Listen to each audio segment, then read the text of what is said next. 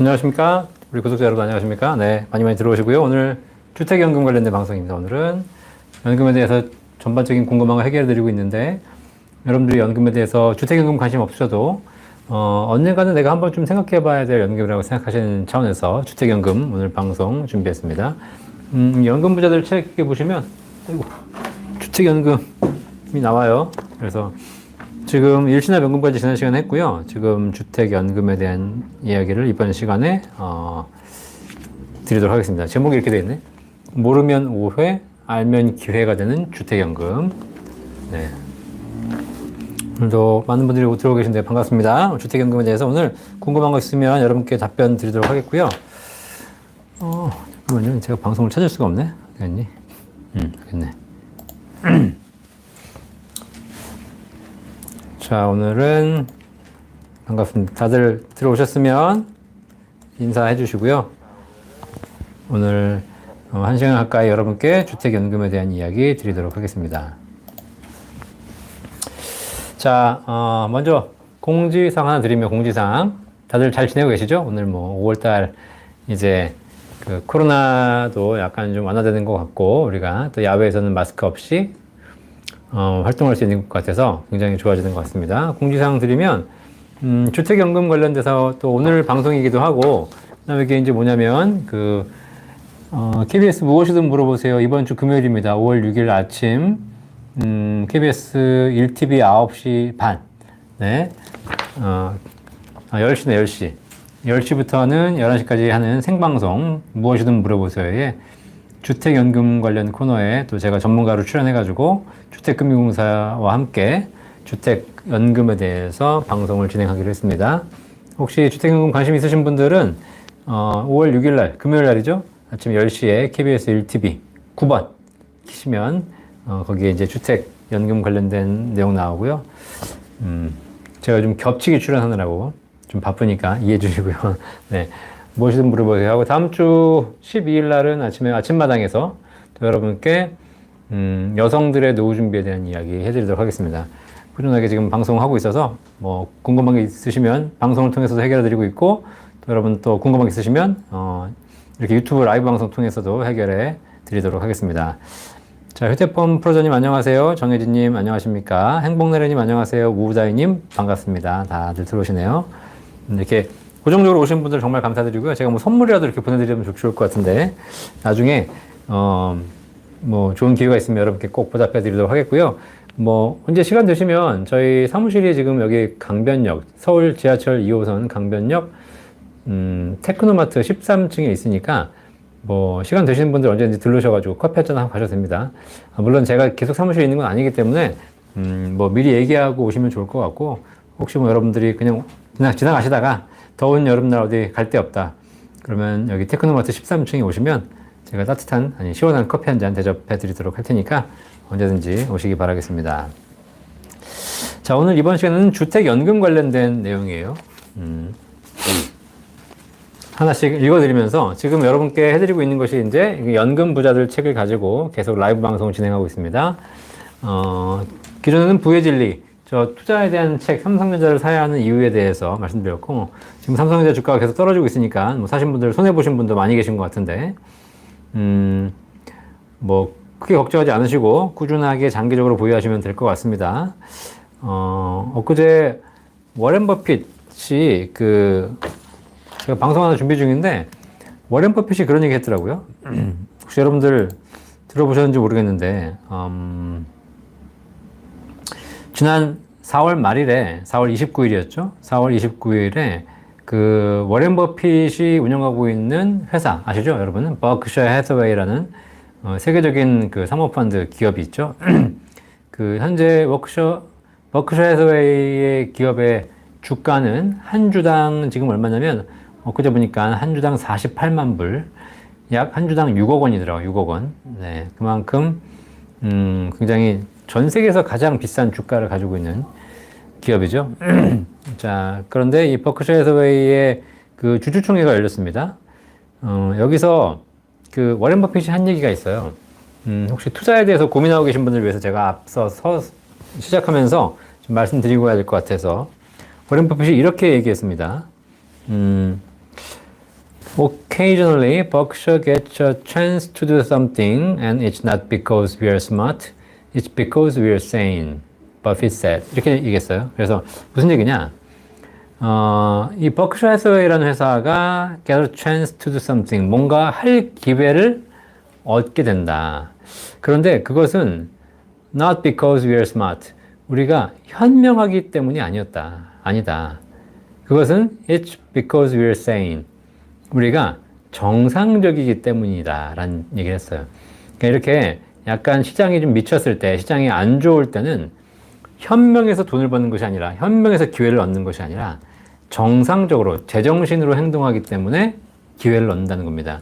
그러니까 이렇게 패닉, 좀 시장이 안 좋을 때는 여러분들이 어떤 게 정상적인 행동인가를 보셔야 돼요. 이럴 때 공포와 패닉에 빠져서 막 투매를 하고 그리고 다시는 주식 안 해, 이렇게 가는 것이 진짜 투자의 올바른 방향인지, 아니면 그렇지 않고 이런 상황에서 꾸준하게 회사와 기업을 믿고 그리고 지속적인 투자를 할 것인지에 대해서 여러분들이 어떤 게 더 sane, 제정신인 투자인지, 또 어떤 게 더 insane, 미친 투자인지 구분하시게 되면 결국 우리가 더 똑똑하거나 더 많이 알아서 기회를 얻는 것이 아니라 정상적으로만 행동해도 충분히 기회를 얻는다는 거. 이것이 그 지난 4월 29일 날 워렌 버핏이 전체 주주총회에서 했던 이야기 중에 하나라는 거죠. 또 이런 얘기도 했어요. We have people who know nothing about stock being advised by stockbrokers who know even less. 무슨 얘기냐면 우리는 know nothing about, 주식에 대해서 잘 모르는 사람들을 알고 있다. 근데 어떤 사람들이냐면 그 사람들이 being advised by stockbrokers who know even less. 사실 더 잘 모르는 스탁브로커들에 의해서 조언을 받고 있는 주식 투자자들을 알고 있다는 거죠. 무슨 얘기냐면 주식 투자자들이 자기는 잘 모른다고 생각해요. 그리고 그들이 조언을 받아. 근데 그 조언을 받는 스탁브로커, 주식 중개인들은 사실 더 모른다는 얘기입니다. 그죠? 네, 그래서 제가 했던 이야기들과 비슷한 맥락의 이야기들을 다 워렌 버핏이 또 얘기하고 있는 거죠. 그래서 여러분들이 투자에 있어서 좀 고민되실 때 이런 전반적인 투자에 오래 하신 분들의 격언을 좀 새겨 들으시면 좋을 것 같다는 생각이 듭니다. 자, 네. 전재중님 반갑습니다. 이번 시간에 주택연금에 관련된 내용, 많은 분들이 크게 관심은 없으시겠지만, 그래도 나이 드신 분들은 주택연금 한 번씩 관심 가지셔야 되니까 제가 알려드리도록 하겠습니다. 자, 대한민국 가계자산의 80%가 부동산으로 구성되어 있습니다. 자, 그러다 보니까 가격 상승으로 자산 규모가 늘어나지만 부동산은 현금화가 어려운 자산이죠. 자, 그래서 실제로 부동산은 많은데 지갑에 쓸 돈이 없는 은퇴자 가정도 어렵지 않게 찾아볼 수 있다라는 얘기가 있습니다. 그래서 우리가 이 집을 담보로 어떻게 하면 연금 받을 수 있을지에 대해서 활용할 수 있는 방법을 여러분이 알고 계시는 게 되게 중요하죠. 자, 그런데 이게 주택연금에 대해서 오해를 많이 하세요. 이 주택연금을 가입하게 되면 집 한 채를 뺏기는 것이 아닐까, 국가나 은행에 뺏기는 것이 아닐까, 그 다음에 오래 살아서 집값보다 많이 받으면 집에서 쫓겨나는 것이 아닐까, 이런 고민들을 많이 하세요. 이게 왜냐면 그 과거에 우리가 모기지론이라고 하죠. 은행에 내 집을 담보로 대출받는 거, 이러한 것들을 가입하셨을 때는 그런 생각 하실 수밖에 없었어요. 내가 은행에 내 집을 담보로 대출받는 거기 때문에 내가 대출을 많이 받아가거나 그 이자가 초과되게 되면 결국 이 집을 은행에 뺏기는 그런 일이 벌어지는 것이고, 그리고 그렇게 되면 당연히 이 집에 더 이상 살지 못하고 쫓겨나야 되는 그런 거였죠. 자, 그런데 이 주택연금은 그런 모기지, 주택담보 모기지론을 국가가 평생 지급을 보증할 수 있도록 만든 제도라는 겁니다. 그렇기 때문에 사실 이 집에 살면서 평생 연금을 받을 수 있는 그런 제도가 되겠어요. 자, 그래서 실제로 주택연금에 가입하신다고 해서 명의가 바뀐다고 알고 계시는데 주택연금은 명의가 바뀌지 않습니다. 명의는 그대로 현재 가지고 계시는 분들의 명의를 유지하면서 그 주택을 담보로 대출을 받아서 그걸 연금으로 받는 것입니다. 자, 그런데 설령 내가 이 집에 오래 살아가지고 그 연금 받는 금액, 다시 말하면 대출 금액이 내 집값을 초과한다 하더라도 그 초과 부분에 대해서는 국가가 보증해 드리는 제도고요. 만약에 내가 그 집값을 다 받기 전에 돌아가신다면 자녀들이 그 아버님, 어머님 받아가신 연금액과 그 이자, 그거를 자녀들이 다 상환하게 되면 그 집을 그대로 물려받을 수 있는 것이고, 만약에 물려받기 싫다 그러면 그 집을 국가가 처분해가지고 그동안 받아가신 연금과 이자, 비용들을 다 제외하고 나머지 잔액을 자녀에게 상속하게 되어 있는 구조가 되는 것이죠. 그러니까 뭐, 나 죽어서 이 집을 어떻게든 자녀에게 물려주겠다고 생각하시는 분들은 주택연금 받기가 쉽지 않으시겠지만, 그렇지 않고 나는 내 인생에 다 쓰고 가겠다라고 생각하시는 분들은 걱정하실 필요 없습니다. 이 집을 그냥 담보로 연금 받으셔가지고 평생 쓰고 가시면 됩니다. 사실 우리 사회가 지금 고령사회로 들어가고 노후에 연금 받는 게 되게 중요한데, 지금 어떻게 하면 더 물려줄까? 어떻게 하면 내가 좀 못 쓰더라도 우리 자식은 잘 살아야 되는데, 이런 고민을 많이 하고 계시죠? 저도 부모로서, 자식 키우는 부모로서 그런 고민을 하고 있습니다. 하지만 그거보다 사실상 내가 연금을 많이 받고 내 인생을 잘 마무리하고 가는 것이 중요하다면 사실 주택연금을 꼭 한번 고민해 보실 필요가 있다라는 거예요. 자, 주택연금은 내 집에 살면서 평생 동안 고정적인 연금을 안정적으로 수령할 수 있는 방법이라고 말씀드렸고요. 주택연금이 대출입니다. 그리고 대출 이자에 대해서 고민하시는 분도 계세요. 자, 그런데 대출 이자율은 기본적으로 CD금리 플러스 1.1% 또는 코픽스에다가 0.85를 더한 겁니다. 그러니까 이게 CD나 코픽스 찾아보시면 그렇게 높지가 않아요.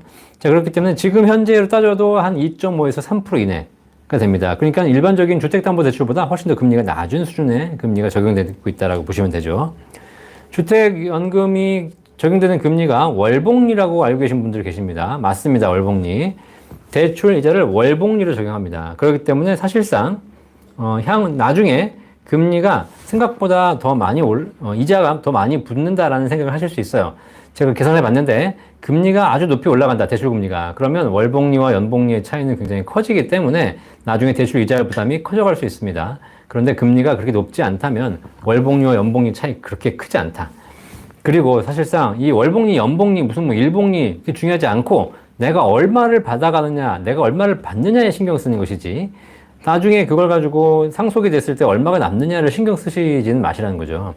우리가 연금을 가입할 때 내가 내 인생에서 얼마를 받고 많이 받고 잘 쓰다 가시는 것이 중요한데 그거의 금액마다 확정해가지고 금액이 만족스러우면 가입하시면 되고 만족스럽지 않으면 가입 안 하면 되는 건데 금액이 딱 정해졌음에도 불구하고 그 외에 추가적으로 다른 것들을 많이 고민하신다는 거죠.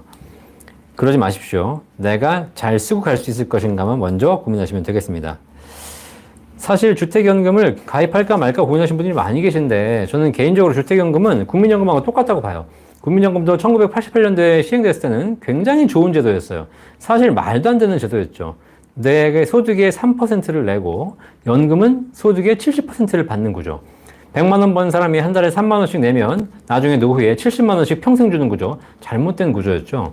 근데 그때 그렇게 좋은 제도였음에도 불구하고 사람들이 이 제도는 안 좋은 거다. 국가가 내 돈을 뺏어간다. 결국 못 받는다. 이렇게 부정적인 얘기가 많았다는 겁니다. 근데 지금 와가지고 그때 국민연금 가입 못한 거 땅을 치고 후회하잖아요. 마찬가지예요. 주택연금도 사실 제도적으로 보면 여러분들이 아무리 이거 문제가 있다 여러 가지 하셔도 앞으로 주택연금 제도가 더 좋아질 리가 없어요. 지금보다. 지금이 제일 좋은 거고 그리고 점점 시간이 가면 갈수록 안 좋아질 거라는 거죠. 그러면 가입할 거라면 지금 가입하는 것이 제일 좋다라는 겁니다. 자, 그래서 특히 지금 주택가격이 올라있기 때문에 지금은 사실상 오히려 한 3년 전에 가입하신 분들이 불행하죠. 연금 받는 구조로 보면. 근데 지금 가입하신 분들은 그때보다 집값이 많이 올랐기 때문에 오히려 가입 자격이 안 되시는 분들이 더 많았겠죠. 자, 그런데 그렇지 않고 가입 자격이 되시는 분들이라면 지금 주택연금 가입하시는 게 좋죠. 특히 공시가격 조정이 얼마 안 남았는데 공시가격 조정되기 전에 여러분들이 만약에 9억 왔다 갔다 하시는 분들은 빨리 가입하시는 게 좋고 물론 올 하반기에 지금 9억이 12억까지 공시가격 12억 이하인 집도 가입이 가능한 걸로 지금 이제 인수위원회에서 얘기가 나오고 있어요. 그러면 공시가격이 12억 이하인 집들은 주택연금에 가입 가능하게 될 겁니다. 자, 그래서 그런 부분도 있기 때문에 여러분들 꼭 해보시기 바라겠습니다. 자, 전진중님 방송 잘 봐주셔서 감사하고요. 사랑해요 LG님, 네, 감사합니다. 제이최님, 삼성전자 꾸준하게 모시고 우리 이재용 부회장이 지금 아직 사면이 안 된다고 하는데 사실 이 정도 경제인이 사면되면 조금 더 주가에는 더 좋은 영향이 있을 텐데 주식 가격 측면에서 좀 아쉬운 부분이 있고요. 네, 그래서 그건 제가 결정할 사항은 아니니까 어쨌든 삼성전자가 꾸준하게 또 성장할 수 있기를 바라고요. 주택연금도 가입해 주시면 좋을 것 같습니다. 자, 베스터님 오셨네요. 반갑습니다. 네, 월요병. 제가 월요병을 다 해결해 드리고 있다면 감사한 일이죠. 자, 주택연금 한번 알아보도록 하겠습니다. 주택연금은 실제로 가입할 때 일단 연령이 55세 이상이어야 됩니다. 55세. 55세. 누구냐? 부부 중에 한 명만 55세 이상이면 돼요. 재밌는 얘기로 남편은 55세, 부인은 35살 가능합니다. 아시겠죠? 한 명만 55세 이상이면 된다. 그러니까 젊은 아가씨랑 사셔도 괜찮습니다. 가입할 수 있고요. 자, 그러면 그런 게 있죠. 만약에 진짜 뭐 극단적인 사례로 남편은 55세인데 부인은 젊은 아가씨랑 결혼해가지고 35세다. 그러면 연금, 주택연금 가입 가능합니다. 그런데 연금 지급은 연소자 기준으로 지급합니다. 연소자 기준으로. 자, 그렇기 때문에, 가입은 55세 이상의 한 분이시기 때문에 가능하지만 주택연금 지급은 배우자인 35세 여성 기준으로 연금이 나와요. 그 무슨 얘기냐? 젊다는 얘기는 그만큼 연금을 오래 받아야 되기 때문에 한 번 받는 금액이 낮아진다는 거죠. 자, 그래서, 젊은 분들이랑 사시는 분들은 주택연금 가입할 수는 있지만 금액이 너무 작아지니까 그냥, 젊은 나이 말고 나이 비슷한 나이에 사시는 게 제일 좋습니다. 자, 그 다음에 주택가격은 현재 공시가격 9억 원 이하인 주택만 가능합니다. 다주택자 상관없고요. 내가 거주하고 있어야 되고 이 거주하는 집이 공시가격 9억 원 이하여야 된다는 겁니다. 예. 우윤택님 안녕하세요. 유윤택님. 네. 만 55세. 네, 맞습니다. 그런데 중요한 건 뭐냐면 55세가 돼야지 가입이 가능하고 가격은 9억인데 헷갈리시는 게 있어요. 가입은 공시가격 기준으로 보고요. 지급은 시가 기준으로 봅니다. 예를 들면 내가 지금 9억짜리 공시가격 9억짜리 집에 살고 있고 시가는 12억이에요. 자, 그러면 이분은 9억 이하이기 때문에 가입 가능하시고요. 지급은 12억에 해당하는 연금액으로 지급합니다. 이해되시겠죠? 만약에 즉 공시가격이 9억 원이 넘었어요. 그러면 가입이 안 되는 거죠. 가입이 안 되는 거고. 공시가격은 5억인데 집값 시가는 8억이다. 그러면 가입 가능하고 연금액은 5억이 아니라 8억에 해당하는 금액으로 나오기 때문에 시가 기준으로 나온다. 근데 시가란 그냥 여러분들이 실거래가 얘기하시는 것이 아니고 KB 시세나 뭐 한국감정원 시세 이런 것들을 중요시 하거든요. 이제 그런 것들은 실거래가보다는 약간 차이가 있겠지만 거의 시세에 근접한 기준으로 드린다라고 보시면 되겠습니다. 그 다음에 거주용 목적의 주택이어야 된다라는 거 꼭 명심하시면 되겠어요. 자, 원래는 주택연금 가입 연령이 60세 이상이었는데 2020년부터 55세 이상이면 한 분만 이상이면 가입이 가능할 수 있도록 되었고요. 그 다음에 공시가격 9억 원 이하의 주택이 가입 가능하니까 시가로 따지면 한 12억, 13억짜리 집도 가입 가능하다는 거고 올 하반기에 주택금융공사법이 개정돼가지고 만약에 집값 기준이 가입 기준이 9억에서 12억으로 올라가게 되면 공시가격 12억 이하인 집이 가능하니까 시가 기준으로 15억, 16억, 17억 뭐 이런 집들도 가입이 가능할 수 있을 것 같습니다. 자, 그런데 내 집값이 15억, 16억이라서인데 공시가격이 12억 이하에서 가입은 가능하게 되겠죠. 하지만 지급은 12억까지만 가능하다. 그러니까 그 이상 되는 집들은 가격은 사실상 연금으로 받을 수 있는 건 아니다. 그럼 연금으로 안 받으면 안 좋은 거냐? 그런 것이 아니라 나중에 이제 돌아가시고 나면 다 상속으로 넘어가는 것이기 때문에 뭐 굳이 주택연금을 뭐 비싼 집에 많이 받으실 필요는 없잖아요. 어차피 다 대출인데 뭐하러 많이 받아요. 그죠? 적당한 금액 받으시고 남은 금액은 상속하고 가시는 것이 제일 좋다라고 보여집니다. 네. 그 다음에, 주거용 주택 다 말씀드렸고요. 그 다음에, 합산 가격이 공시가격이 9억을 초과하는 2주택자인 경우에 3년 이내에 한 채를 판다는 조건으로도 가입할 수, 가능할 수 있으니까 그런 것도 보시면 되겠습니다. 뭐 이 방송 보시는 분 중에서는 강남에 비싼 집 사시는 분들은 주택연금 해당이 안 되실 거고, 제 방송이 보통 지금 들어오시는 분들이 한 200~300분 이상이 들어오시는데 오늘 주택연금, 보니까 한 100분밖에 안 들어오신 거 보니까 제 방송 들으신 분들이 대부분 다 돈이 많아가지고 주택연금에 관심이 없으신 것 같아요. 그죠? 네. 자, 감사합니다. 돈 많으신 분들. 자, 그런데, 젊으신 분도 마찬가지고요. 주택연금이라는 제도에 대해서 제가 말씀드리고 있지만 이게 뭐 나와 관련 없는 제도다. 그 다음에 뭐 내 나이 때는 의미 없는 제도라고 하셔서 이렇게 도외시할 수 있어요. 근데 그게 아니라, 잘 알아두시면 좋습니다. 언젠가는 써먹을 때가 있을 것이고, 언젠가는 여러분 주변에서 또 주택연금 필요하신 분들 계실 테니까 그런 정보를 알아두시면 큰 도움이 되실 겁니다. 자, 주택연금. 네. 조선일보 반갑습니다. 유인택님 반갑고요. JH킴님, 주택에 대출이 있는 경우도 가능합니다. 매번 말씀드렸죠. 주택에 대출이 있는 경우도 주택연금에 가입 가능합니다. 예를 들면 5억짜리 집인데 시세로 근데 거기 5천만 원 대출이 있어요. 가입이 가능합니다. 자, 그런데 대출이 있는 집은 가입이 가능하나 결론적으로 말씀드리면 대출을 상환하고 가입하시는 게 좋다. 왜 그러냐면 5억짜리 집에 5천만 원 대출이 있는 경우에 가입은 가능하지만 가입을 어떻게 하는 거냐? 주택금융공사에서 미래에 받을 연금액을 현재 가치로 땡겨와서 그 금액으로 5천만 원을 미리 상환하고 그리고 나서 연금을 주는 구조가 되거든요. 자, 그러다 보니까 실제로 내가 5억짜리 집에 받을 수 있는 연금이 150만 원이라고 해봅시다. 150만 원. 자, 그런데 5천만 원 대출이 있는 거니까 10% 대출이 있는 거잖아요. 아, 그러면 내가 원래 5억짜리 집으로 연금 받으니까 한 150만 원 받는데 집에 한 10% 정도가 대출이 있으니까 실제 내가 받는 연금액은 150만 원에서 한 10%까진 한 135만 원 되겠구나 라고 생각하실 거예요. 그렇지 않아요. 그렇지 않고요. 이 5천만 원을 앞으로 받을 연금으로 다 미리 상환해주고 그리고 나서 연금을 지급하는 구조다 보니까 실제로 연금액이 대폭 다운됩니다. 그래서 거의 한 100만 원 이하로 다운될 거예요. 그러니까 굉장히 대출이 있는 경우에 그 집 담보로 연금 받는 경우에 손해가 좀 크다는 거죠. 제가 계산해 보니까 그 5억짜리 집에 2억 원 정도 대출이 있으면 주택연금은 거의 못 받는다. 150만 원 받을 게 20만 원밖에 못 받는 구조가 나옵니다.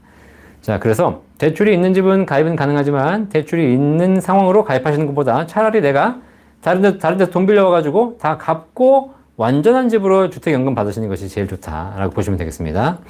스텔라리님 반갑습니다. 랄랑님 반갑습니다.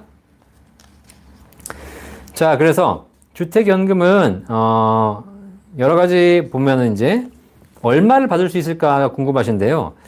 자, 그걸 제가 알려드릴게요.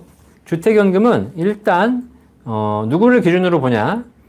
연령에 따라 다릅니다. 주택 가격에 따라 다르고 얼마짜리 집에 살고 있느냐, 그 다음에 가입자의 연령이 얼마인지를 봅니다. 근데 아까 말씀드렸지만 본 광고는 생명보험 광고 심의 기준을 준수하였으며 유효기간은 심의일로부터 1년입니다. 연령은 부부가구가 있을 거 아니에요. 부부가구. 부부 중에서 한 분이라도 55세 이상이면 가입 가능합니다.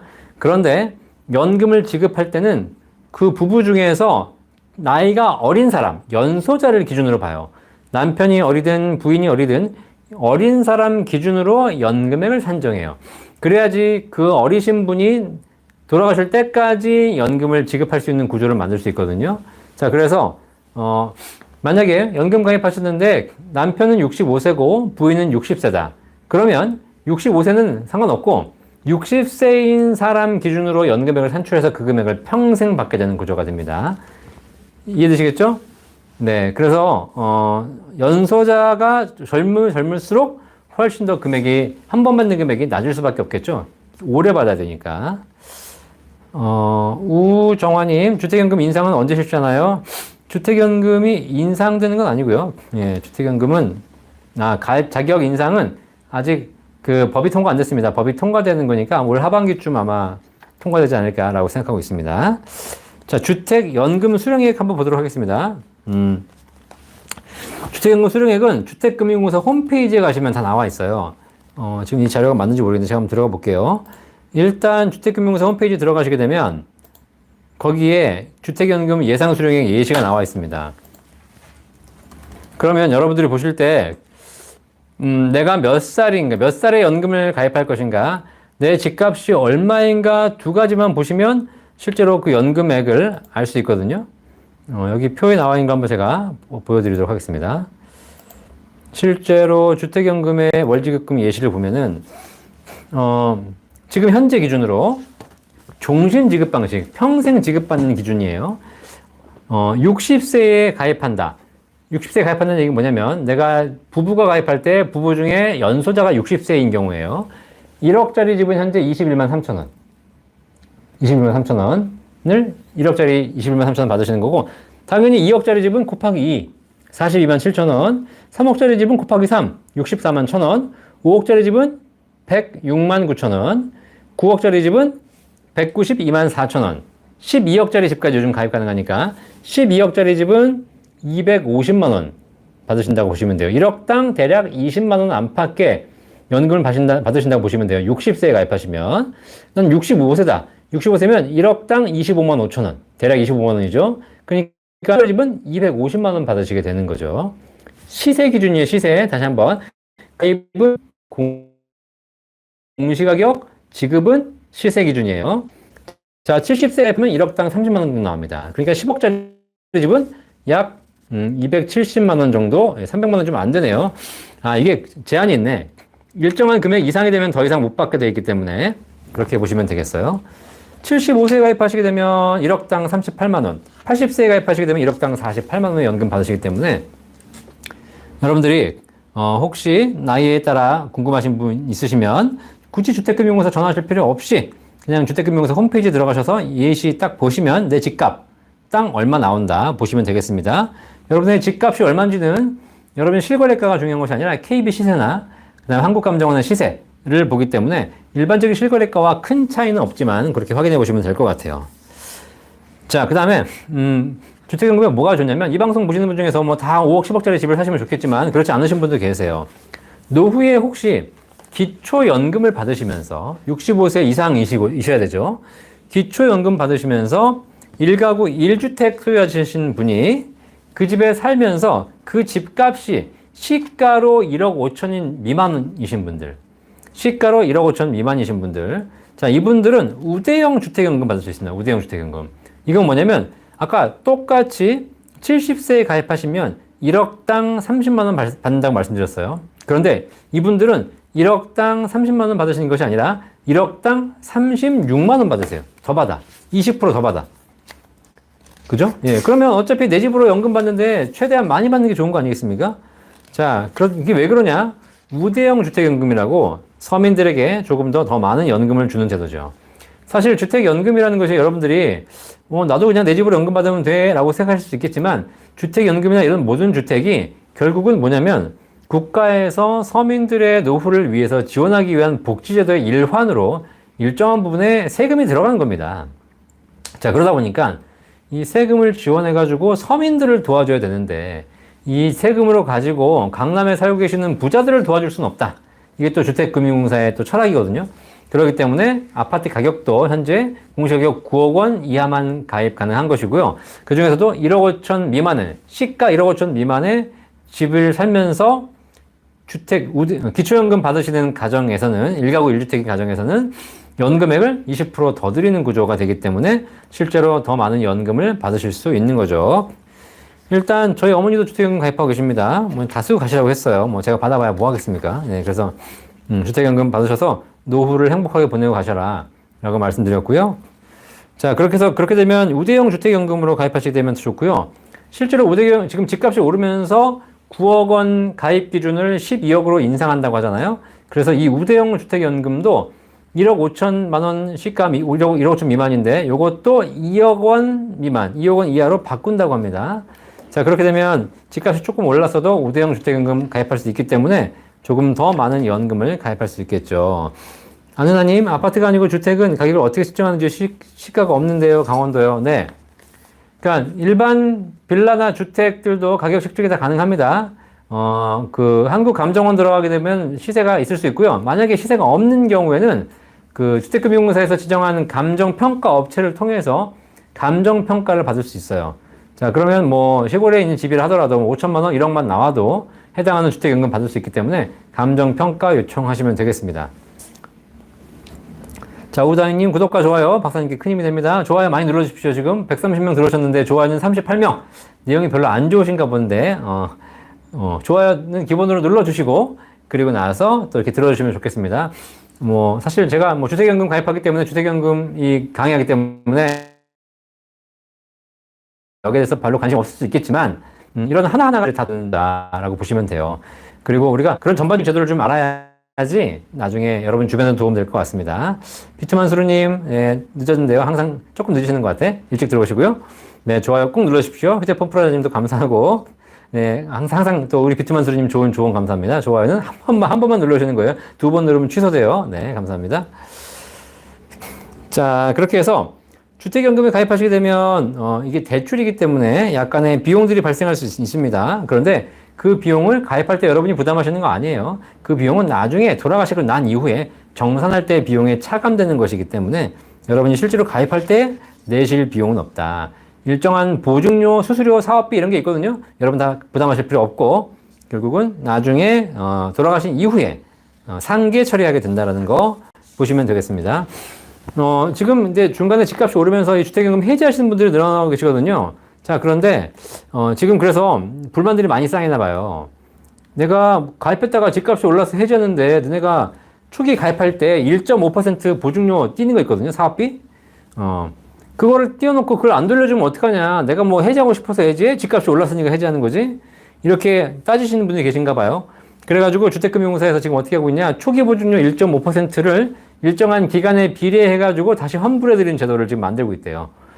조만간 될 거니까 혹시 해지하실 분들 기다렸다가 해지하시죠. 1.5%면 집값이 5억이면 얼마냐면 5억이면 거의 얼마야? 5천만 원, 500만 원, 750만 원이잖아요. 750만 원. 그게 사실 초기 비용인데 그거를 좀 일부 환불해주는 제도가 있다라고 보시면 되겠습니다. 자, 스텔라리님, 웬만하면 오래오래 즐기며 살면 제일 좋은데요. 사는 동안 주택연금 받은 총액이 집값보다 적게 될 때 금액은 자녀에게 돌려드립니다. 오른 집가격 기준으로 돌려주는지요? 한번, 자, 걱정하실 필요 없어요. 여러분 집이 만약에 5억일 때 가입을 했어요. 그래도 내가 한 달에 100만 원씩 쭉 연금을 받다가 나중에 보니까 한 3억 정도 받았어. 원리금 다 포함해가지고 이자까지 포함해가지고 총 보니까 한 3억 받고 돌아가셨어요. 그러면 2억이 남잖아요. 근데 그 5억짜리 집을 그냥 팔아가지고 2억이 남으면 그 2억에 대해서 자녀에게 돌려주는 거예요. 그런데 집값이 5억이 아니라 8억이 됐어. 그럼 자녀한테 얼마가 가요? 자녀한테 5억이 가는 거예요. 5억이. 이해되시겠죠? 자, 그래서 집값이 오르면 오른 만큼 더 많이 돌려받게 되는 것이다. 그런데 중요한 건 집값이 올랐으니까 이 자녀가 어떻게 돼요? 그 집을 그대로 갖고 가고 싶잖아요. 괜히 국가에서 팔면 싫잖아 또. 그러니까 어떻게 하냐면 얘네들이 이렇게 얘기해요. 자식들이. 자, 그러면 아버지 어머니가 받고 돌아가셨는데 그 3억 원, 원금과 이자 포함한 3억 원을 저희가 낼게요. 그럼 어떻게 돼요? 그냥 그 집을 그대로 8억짜리 집을 자녀가 상속받게 되는 겁니다. 그거를 자녀들이 우선적으로 선택하는 거예요. 이 집이 명의가 바뀌는 게 아니기 때문에 돌아가시면 상속이 되는데 그 상속 받을 때 이 너무 연금을 많이 받아가셔가지고 받아봐야 의미가 없는 집은 자녀들이 포기하면 되는 것이고 그렇지 않고 만약에 돈이 될 것 같다 그럼 자녀들이 그동안 받아간 금액, 대출 금액이죠. 그걸 상환하고 그 집을 그냥 상속받으면 되기 때문에 기본적으로 그 모든 것은 자녀들에게 우선 선택권이 있다라고 보시면 되겠습니다. 네. 그 중간에 집값이 올라가서 지금 많이 해지하시고 계시죠, 사실. 그래서 해지할 수는 있는데 다시 재가입하시려면 그 집으로 재가입하시려면 3년간 기다리셔야 돼요. 3년간. 3년 이후에는 재가입 가능합니다. 근데 지금은 집값이 예전에 비해서 많이 올랐기 때문에 뭐 그걸 해지하신 분들이 많이 늘어나고 있는 건 사실이에요. 근데 한 가지 해지했다가 다시 가입하려고 했는데 가격이 올라가지고 공시가격 9억 원 넘어가게 되면 가입이 안 되죠. 또 상속세 따로 내야 되나요? 상속세는 내고 안 내고가 없습니다. 이거를 상속하는 과정에서 자녀가 그 집을 물려받잖아요. 이거가 국가에서 팔아서 남은 금액을 주던 아니면 자녀가 물려받던 대금액에 대해서는 이미 쓰고 간 거니까 그건 상계 처리하지만 나머지 차액에 대해서는 전부 상속이 되는 거기 때문에 상속세는 따로 내셔야 됩니다. 따로 자녀들이. 그렇죠? 상속은 내가 물려받은 모든 재산에 대해서 상속세를 내는 거거든요. 합산 과세하는 것이니까. 뭐 금액이 없으면 안 내시는 거고 많으면 내야 되는 거죠. 자식이 없으면요. 네, 자식이 없으면 다 쓰고 가셔야죠. 자식이 없으면 그걸 가지고 이제 상속이 이루어지는 것이기 때문에 자식이 없으면 모든 재산에 대해서 이제 상속인이 없으면 그 이외에 뭐 형제, 자매, 사촌이나 혈족 이런 사람들이 서로 합의를 해야 되겠죠. 그건 이 주택만의 문제가 아닙니다. 내가 배우자도 없어, 부모님도 없어, 자식도 없어. 그러면 내가 가진 자산은 어떻게 돼요? 다 쓰고 가시든가 아니면 뭐 형제, 자매나 조카한테 가겠죠. 여러분들이 그걸 나중에 유언하셔도 상관없어요. 이 집은 다 싫고 그냥 내가 조카한테 주고 싶다. 그러면 그 집을 유언하시면 가겠습니다. 자, 지금 말씀하신 문제는 주택연금만의 문제가 아니라 모든 재산에 공통적으로 적용되는 것이니까 자식이 없으신 분들은 빨리 다 쓰고 가셔야죠. 네. 그죠? 네. 자, 그래서 주택연금은 지금 주택가격이 많이 올라 있잖아요. 그러니까 지금 가입하시는 것이 사실 제일 좋은 시점이고, 만약에 뭐 몇 년 후에 가입하셨는데 그때 주택 가격이 더 올랐다 그럼 좋겠지만 떨어졌다 그러면 그때 가서 또 그 가격으로 가입하셔야 되기 때문에 연금액이 떨어지겠죠. 근데 중요한 건 뭐냐면 이렇게 높은 시점에 가입해 놓으면 그 금액을 평생 받게 돼요. 평생. 주택 가격이 떨어졌다고 해가지고 내가 받는 금액이 줄어들지 않아요. 주택 가격이 올라갔다고 해가지고 내가 받는 금액이 늘어나지 않습니다. 그냥 가입 시점에 정해진 금액으로 평생 받는 거예요. 많이 받고자 원하시는 분들은 지금 가입하는 게 제일 좋죠. 근데 중요한 건 주택연금을 많이 받는 게 꼭 좋은 건 아니라는 거예요. 왜? 어차피 담보 대출이거든요. 그죠? 나머지 나중에 이제 돌아가시고 나면 다 이자랑 원금이랑 상계 처리하게 돼 있기 때문에 굳이 아버지 입장에서 돈이 필요하지도 않은데 연금 많이 받을 갈 필요는 없잖아요. 네. 그렇게 보시면 되겠습니다. 자, 행복나래님, 매매는 주택공사에서 하나요? 아니면 자녀가 하나요? 자녀가 우선권이 있습니다. 자녀가 상속받아서 그 집을 매매하고 처분하고 잔액으로 주택금융사에 갚으면 돼요. 자, 그런데 자녀가 상속받지 않겠다. 그러면 주택공사에서 공매 처분합니다. 공매 처분. 그렇게 해가지고 약간 좀 싸게 처분하겠죠? 그리고 나서 하는 거기 때문에 웬만하면 자녀가 받아서 하는 게 제일 좋겠죠. 최성수님 시세가 18억 정도면은 주택연금 가입 자격이 안 되실 거고요. 지금 현재. 일단 공시가격 9억이 넘으실 테니까. 유언을 통해 가능하다고 말씀해 주셨는데 남은 금액 물려줄 사람을 주택공사에 지정하는 절차도 있는지요? 아닙니다. 주택공사에 지정하는 절차가 있는 것이 아니고요. 명의가 변경되는 게 아니에요. 여러분들이 생각하실 게 이게 주택연금이 자꾸 주택금융공사에 주는 거다라고 생각하시는데 주택금융공사에서 보증을 하고 실제 가입은 다 은행 가서 하시는 거예요. 은행 가서 그 집 담보로 대출 받아서 연금 받는 것이고 중간에 주택금융공사가 보증을 하는 역할을 하는 것이기 때문에 주택금융공사는 사실상 아무 권리가 없어요. 그냥. 자, 그래서 실제로 여러분들이 이 집을 대출로 받아서 쓰고 있을 뿐이지 이 집을 누굴 물려줄까 고민하시는 건 누구한테나 하셔도 상관없는 거예요. 명의가 뭐 주택금융공사나 국가로 넘어갔다면 그때부터 내 집이 아니니까 고민해봐야 되겠지만 지금은 그렇지 않고 그냥 단지 대출만 받고 있을 뿐이지 이건 원래 내 집이다. 그러면 이 집을 내가 누구한테 줄지 나중에 다 결정하시는 건데 중요한 건 받는 걔가 받아봐야 실익이 없으면 안 받는 것이고 받아서 실익이 있으면 걔가 받는 것이고 알아서 하는 거죠. 자, 그래서 주택연금에 대해서 좀 오해가 없으셨으면 좋겠고요. 대출이 있다면 상환하고 갚는 것이 제일 좋다고 말씀드렸고 그 다음에 주택연금을 많이 받고 싶은데 주택가격이 잘 아까처럼 빌라나 뭐 시골집이어가지고 가격이 잘 안 나온다. 이분들은 감정평가 업체를 활용해가지고 최대한 약간 좀 높게 받으시는 게 좋아요. 그러면 연금액을 훨씬 더 많이 받을 수 있기 때문에 그렇죠. 물론 감정평가 수수료 약 30만 원 정도는 가입자가 부담하셔야 됩니다. 여러분이 부담하셔야 돼요. 근데 뭐 그렇게 부담해가지고 연금액을 한 달에 뭐 2, 3만 원만 더 받을 수 있다. 그럼 훨씬 더 유리한 거 아니겠습니까? 그죠? 네. 그 다음에 주택연금 받으시려면 반드시 그 집에 사셔야 돼요. 근데 그 집에 살다가 여러분들이 만약에 요양원을 가신다. 혹은 자녀에게 부양을 받아야 되는 상황이 발생해서 자녀의 집으로 가시게 된다. 그럴 경우 가능합니다. 그런 특정한 사유가 있는 경우에 이 집을 비우게 돼요. 그러면 이 집에 월세를 놓을 수 있어요. 월세를. 자, 그러면 어떻게 돼요? 내가 이 집 담보로 연금 받으면서 이 집의 월세를 또 받을 수 있는 상황이 가능합니다. 자, 그런데 그냥 무작정 이 집을 비워가지고 월세를 받는 건 안 되는 것이고 특별히 부양을 받아야 될 특별한 사유가 발생했을 때만 가능하다. 그죠? 네. 그런 경우에는 월세까지 받을 수 있다라고 보시면 돼요. 자, 그래서 제가 이렇게 주택연금 관련해서 가장 말씀드리고 싶은 건 뭐냐면 여러분이 지금 혹시 방송 보시는 분들이 외곽, 시골에 살고 계신 분들이라든가 혹은 뭐 외곽의 빌라에 살고 계신 분들이라든가 혹은 여러분 부모님께서 서울시 한복판에 살고 계신 것이 아니라 그렇게 주택가격 상승이 오를 것 같지 않은 외곽에 살고 계신 분들이 계신다면 이분들은 반드시 주택연금 받고 가시는 게 제일 좋습니다. 그 집 어차피 상속 받아봐야 돈 안 돼요.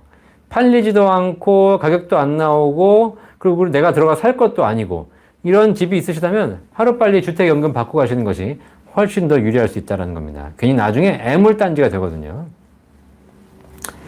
분양받은 아파트인데 전매 제한기한과 상관없이 주택연금 가입할 수 있을까요? 분양받은 아파트는 안 되고요. 거주하고 계셔야 돼요. 거주. 그러니까 이 집에 들어가서 거주해서 등기 완료한 이후에 거주하시고 나면 그때 이제 주택연금에 가입하실 수 있겠죠. 그죠? 네. 그리고 이 집에 거주하셔야 되기 때문에 팔고 이러시면 안 돼요. 그러면 이제 주택연금 해지되는 거예요. 자, 제가 지금까지 주택연금에 대해서 말씀드렸어요. 뭐 주택연금은 확실히 질문이 적고 들으신 분들이 좀 적네요. 그죠? 네. 아직까지 그렇게 이슈가 되는 것이 아닌가 봅니다. 그도 그럴 것이 주택연금 가입자가 지금 한 10만 명이 채 안 되는 것 같고요. 그렇습니다. 스텔라리님, 주택연금 받고 있는 상태에서 자취생 같이 집의 일부를 월세를 줄 수 있습니다. 자, 그래서 그거 제도 있거든요. 그러니까 주택금융공사에 한번 확인해 보시면 되겠어요. 방 한 개 월세 줄 수 있습니다. 네. 이영숙님, 늦게 들으셨네요. 반갑습니다.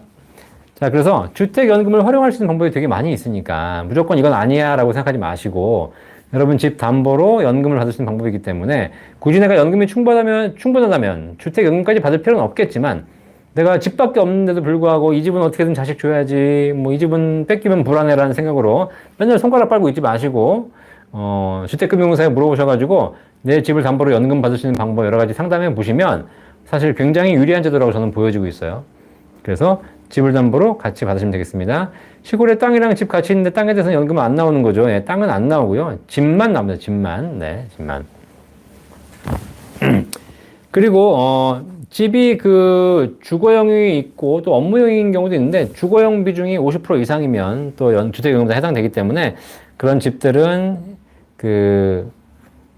예, 주택금융공사에 확인해 보시면 되겠습니다. 네. 자, 오늘도 이렇게 주택연금에 대해서 많은 질문 주셨는데, 말씀드렸듯이 주택연금에 대해서 궁금하신 분 있으시면, 뭐 저한테 물어보지 마시고, 주택금융공사 1688-8114 전화하시면 되겠고요. 이번 주 금요일 날, 5월 6일 날, 금요일 날 오전 10시, KBS 1TV 무엇이든 물어보세요. 주택연금 편. 이게 이제 어버이니까 듣고 우리 부모님들 주택 많이 가입하라. 자식 입장에서는 부모한테 효도한다는 생각으로 집 다 쓰고 가셔라 이런 얘기를 좀 하라고 주택금융공사에서 주택연금 편을 방송을 준비했어요. 거기에 제가 이제 출연자로 참석해가지고 주택연금에 대한 이야기를 드리게 되었습니다. 그래서 5월 6일 날 금요일 아침 10시에 KBS 1TV에서 뵙도록 하겠습니다. 정혜진님, 명의 변경이 이루어지지 않는 거면 세금은 어떻게 측정하나요? 자, 이거 중요한 질문인데 주택연금 가입하신다고 해가지고 세금 안 내는 거 아니에요. 종부세 뭐 해당이 되시는지 모르겠는데 주택연금 가입해도 그 집이 아직 내 집이기 때문에 재산세 다 내셔야 돼요. 아시겠죠? 자, 그러니까 주택연금 가입한다고 해서 세금이 줄어드는 건 아니고 그런 건 있어요. 재산세가 25%인가 줄어들어요. 조금 감면해 드리는 거 그건 있습니다. 자, 그래서 원래는 주택연금 가입하면서 점점 내가 집을 깎아먹고 있는 거기 때문에 재산세 점점 줄어드는 게 정상인데 아직까지 그것까지는 되고 있지 않는 겁니다. 세금은 그대로 내셔야 된다. 조선일님 감사하고요. 자, 오늘 이렇게 또 늦은 시간에 또 들어오셔서 감사드리고 이제 연금에 대해서 웬만큼 다 훑어봤습니다. 그러면 다음 시간부터는 이제 연금이 왜 중요한지에 대한 진짜 이 숫자적인 내용이 아니라 실제 우리 사회에서 벌어지는 일들을 통해서 우리가 진짜 연금의 중요성을 한번 생각해보는 그런 시간을 갖도록 했고요. 혹시 여러분들이 주변 분들 중에서 연금을 잘 받고 계시는 사례가 있으시면 그런 사례들을 댓글로 또 이렇게 주시면 서로 공유하면서 어떤 분들은 어떻게 연금 받고 있고 또 어떤 생활을 하고 계신데 굉장히 행복하더라. 또 어떤 분들은 어떤 상황에 대해서 되게 불행하더라. 이런 얘기들을 여러분들이 준비해 오시면 우리가 댓글방에서 서로 공유하면서 실제 연금이 왜 중요한지에 대해서 한번 공유하도록 하겠고요. 그런 내용들이 다 모여서 또 제가 책으로 방송으로 전달해 드리도록 하겠습니다. 자, 오늘 들어오신 많은 분들 감사드리고 한 주 동안 건강하게 또 잘 보내시고요. 다음 주 월요일 날 7시 유튜브 연금박사 라이브 방송에서 뵙도록 하겠습니다. 감사합니다. 본 광고는 생명보험 광고 심의 기준을 준수하였으며 유효기간은 심의일로부터 1년입니다.